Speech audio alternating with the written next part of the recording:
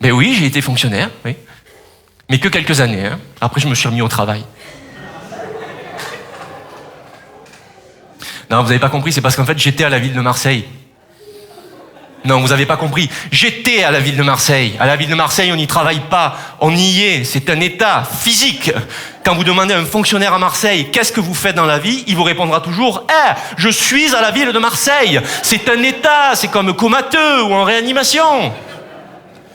Vous me trouverez peut-être un peu dur, mais en fait, j'ai fait des choses passionnantes à la ville de Marseille. Oui. Parce que j'étais manager. Et donc, je passais ma journée en comité de pilotage. Les comités de pilotage. C'est des réunions où les mecs, ils pilotent.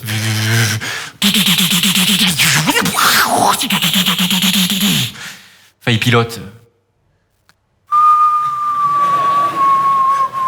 Ils planent surtout, hein. Voilà. Par contre, ils n'atterrissent jamais. Non, ils peuvent pas. C'est parce qu'on a inventé les comités de pilotage, mais on n'a toujours pas inventé les comités d'atterrissage. Donc, je passais ma journée en copile.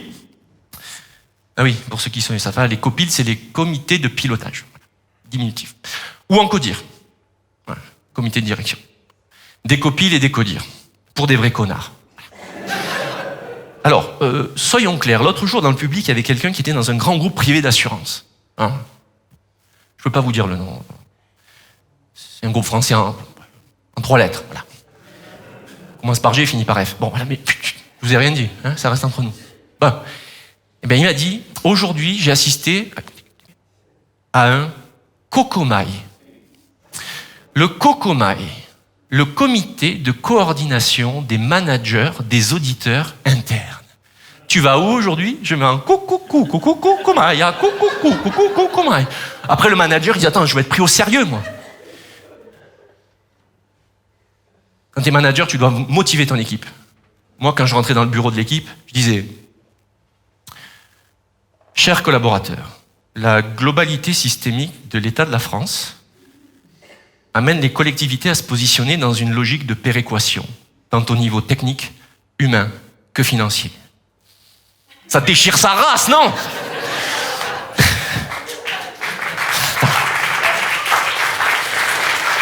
C'est parce qu'en fait, avec un seul mot, je pouvais improviser des discours pendant des heures. Un seul mot. Je peux vous le faire, là, si vous voulez. Alors, ok, alors vous allez me donner, allez, on va dire 3 mots de l'univers, business, privé, public, on s'en fout dans les réunions, tout ça.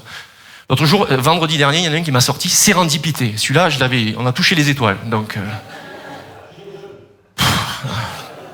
Vous parlez de gilets jaunes en comité de pilotage, vous, en réunion?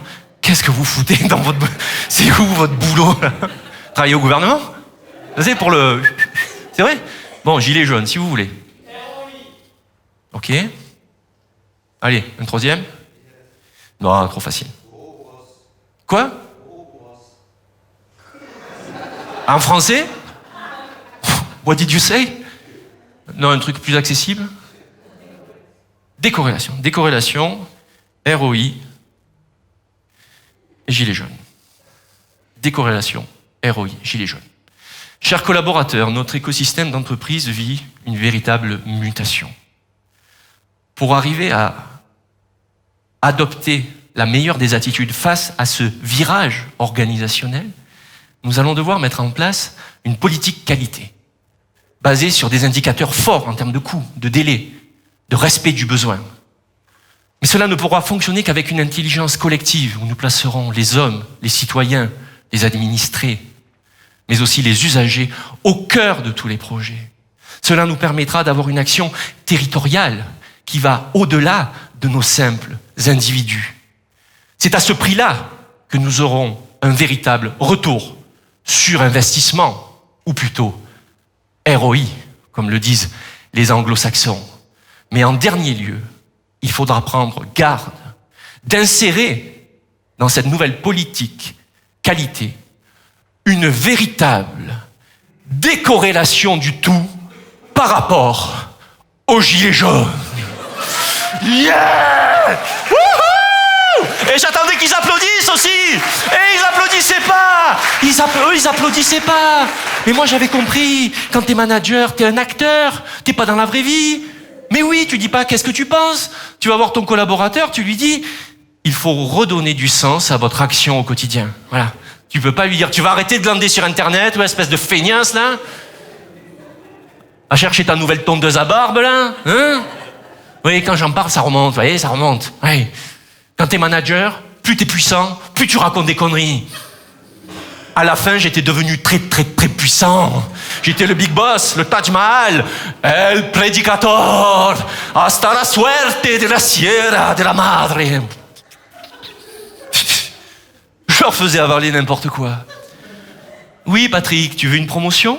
Très bien. Eh bien, tu vois ces classeurs? Et voilà. Maintenant, tu vas ranger les classeurs. Non, mais on va donner un titre valorisant à tout ça. Oui. On va dire que maintenant, tu es responsable des unités de rangement verticalisées. Tu es un RURV. Un RURV. Hein? Allez, mais va RURV, allez, va RURV.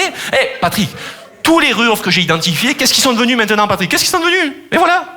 Des responsables d'armoires transversales, symboliques. Des RATS. Des rats, c'est ça.